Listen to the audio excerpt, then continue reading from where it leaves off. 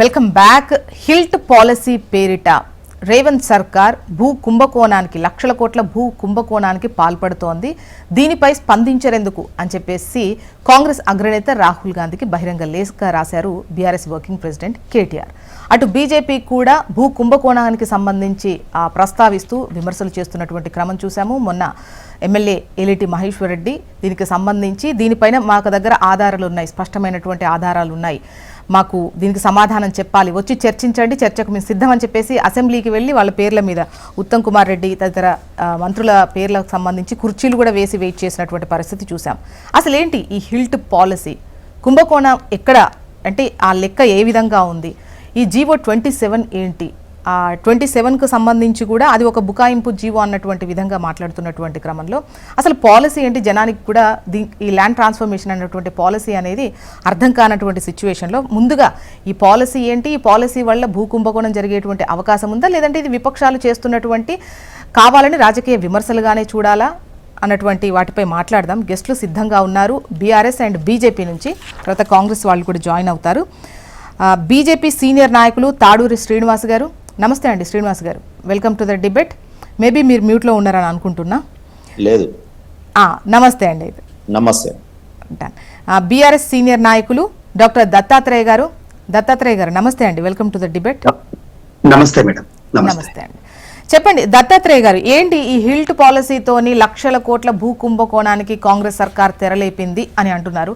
అసలు HILT policy ఏంటి? Good morning Jyoshna madam, మీకు హెచ్ఎంటీవీ ప్రేక్షకులకు ప్యానెల్లో ఉన్నటువంటి పెద్దలు మా శ్రీనన్న గారికి.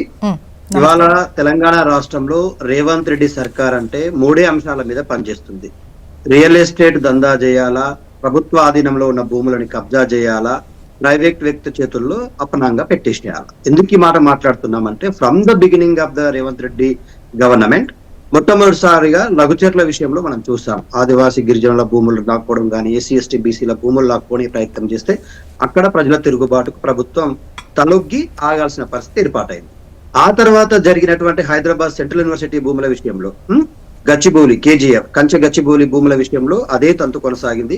అక్కడ కూడా విద్యార్థుల తిరుగుబాటు, ప్రభుత్వాల ప్రజా సంఘాల తిరుగుబాటు ప్లస్ ప్రతిపక్షాల తిరుగుబాటుతో ఆగాల్సిన పరిస్థితి ఏర్పాటైంది. ఇప్పుడు అకడ్బందీగా ప్లానుడ్గా ఒక పాలసీనే చేసి ఇంటర్నల్ గా ఆ పాలసీలో ఎంత లోపాలు ఉన్నాయంటే Hyderabad industrial land transformation policy అంట.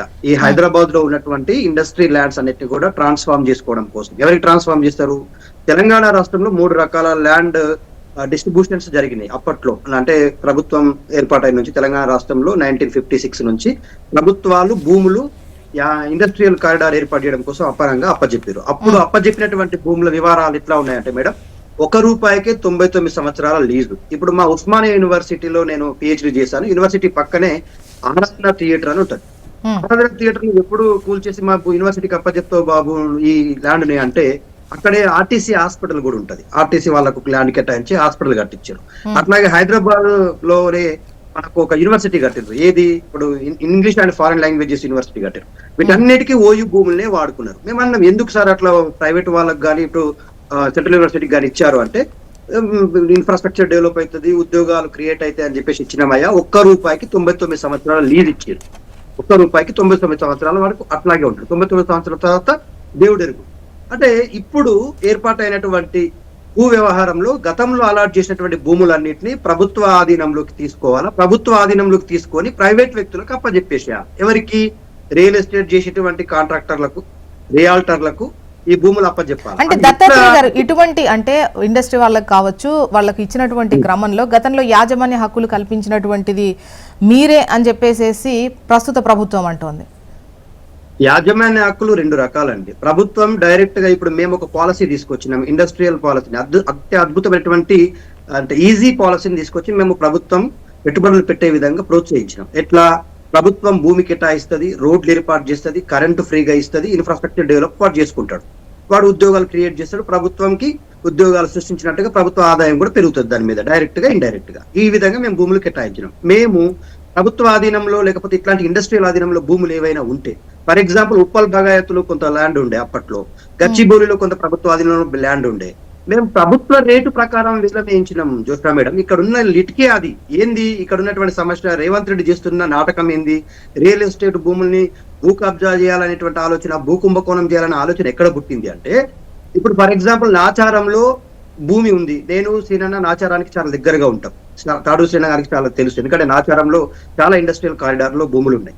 ఆ భూముల వేలం ఇప్పుడు రేటు ప్రభుత్వం రేటు ప్రకారం కాకుండా మార్కెట్ రేటు ప్రకారం 1,00,000కు పై చిలుకుంది. ఒక గజం విలువని, గజం విలువ 1,00,000 ఉంది.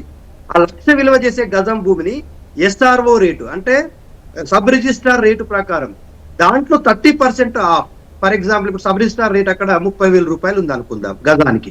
దాంట్లో ఆఫ్ అంటే ఎంత ఉంటుందో అర్థం చేసుకోండి. 15,000కే ఆ భూమిని అప్పనంగా రియల్ ఎస్టేట్ వ్యక్తులకు లేకపోతే ఇంకా వ్యాపారులకు అప్పచెప్పాలనేటువంటి కుట్ర దాగి ఉంది.